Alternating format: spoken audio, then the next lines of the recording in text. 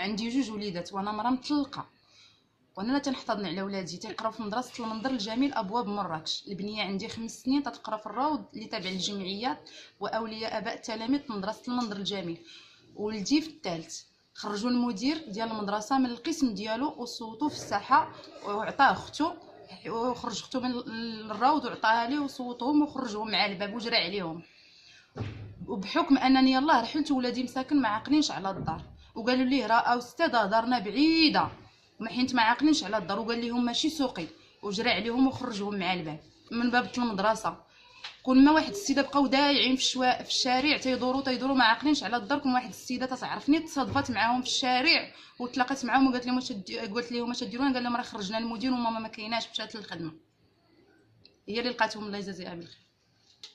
منين سول داك الوليد قال لي لا راه جرى علينا المدير وانا ما تنعرفش دارنا، راني تنقلب على الدار اطاطا دوزي وريها ليا. انا استغربت الامر كيفاش هذا المدير اللي هو مأمن لينا على ولادنا ونورمالمون ملي تندخلوا وليداتنا للمدرسه وتيتسد الباب يعني تنكونوا راه محميين دوك الوليدات، حتى لقيتهم في الشارع ديال الحسن الثاني.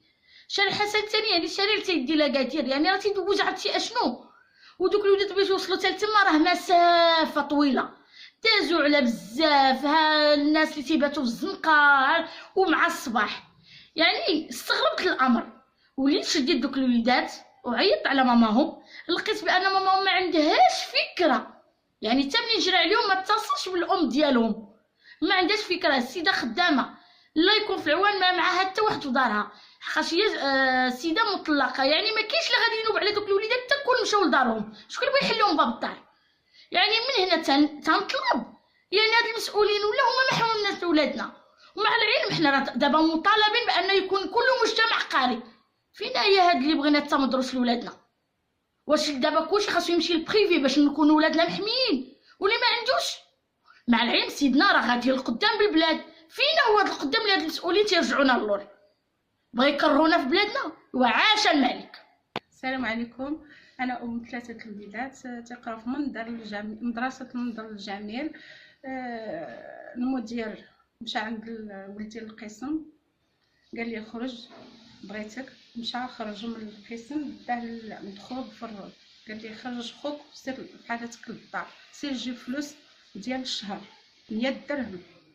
قال لي الا ما جبتيهاش ما تدخلش المدرسه، لا انت لا خوك. عندي 3 الوليدات تيقراو في المدرسه الابتدائيه المنظر الجميل في منطقه ابواب مراكش في مدينه مراكش.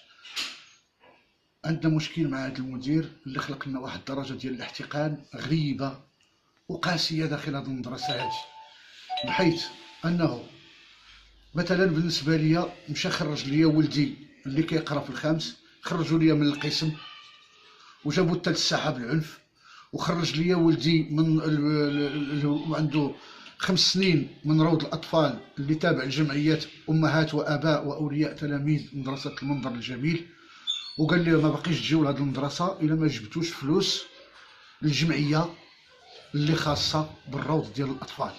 وجابوا من الباب وسد عليهم ومشاو للزنقه. ولدي قبل ما يخرج تيقول لي استاذ راه بابا في الخدمه وماما ما كايناش في الخدمه وما عندنا فين نمشيو، تيقول لي ما سوقيش وخرجهم من الزنقه.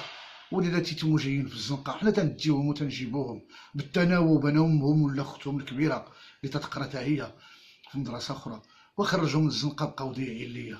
واش حنايا دابا في المدرسه عموميه سيدنا تيداير سيدنا تيظل يتومر معاهم باش هاد المدرسه تقعد راسها العموميه، وكاين بحال هاد السيد اللي خرج لينا ولادنا للزنقه باش ياخذ فلوس ديال الجمعيه بصفه غير قانونيه. انا شدت من عندي في التقياد ديال المدرسه، شدت من عندي الفلوس ديال الجمعيه هو شخصيا وكنشهد بها قدام الله سبحانه وتعالى، وتشدوا من عند بزاف ديال الاباء والامهات تتخلصوا في هاد الجمعيات بيننا وبينه. ماشي انا بوحدي اللي تعرضت لهذا العنف، راه مجموعه من الابناء والبنات اللي تيقراو في هذه المدرسه راه موات راه تنضلوا تنغوتوا في ديك باب المدرسه. لذلك ومن هذا الموقع راه كنطالب من السيد المدير الاقليمي لنيابه وزاره التربيه الوطنيه بما حباه الله من حلكه ونظرا للاخلاق الحميده اللي سمعنا عليه يحيد علينا هذا الظلم ويحيد علينا هذا المنكر.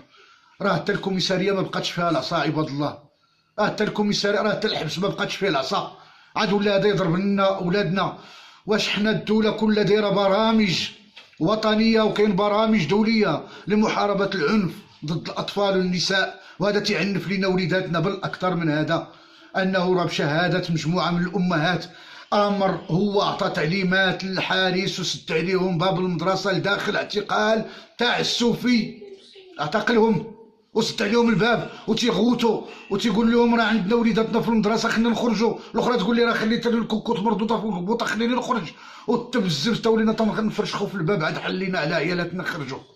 هذا الراجل هذا راه طاغيه. لذلك الله يجازيكم بخير.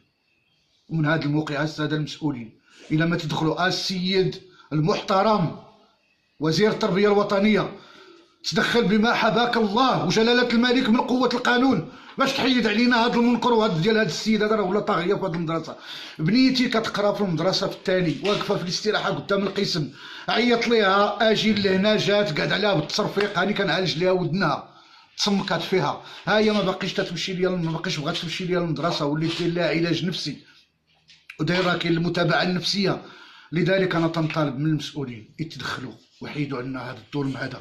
ومن هذا الباب الا ما تدخلوش هاد الناس هادو راه حنا تنوجهوا نداء استغاثه لجلاله الملك يرفع علينا هذا الظلم، نقولوا له يا جلاله الملك حنا وليداتك، انت تضل ما خليتي لا الخليج لا افريقيا وتتجري على هاد الوليدات هادو ديالك في البلاد في المملكه المغربيه السعيده وتتنادي باش يحيد العنف على الاطفال والنساء.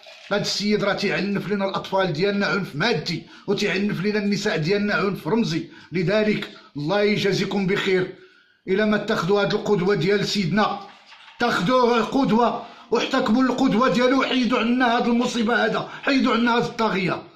ولله ما اخذ والله ما اعطى من حقوق.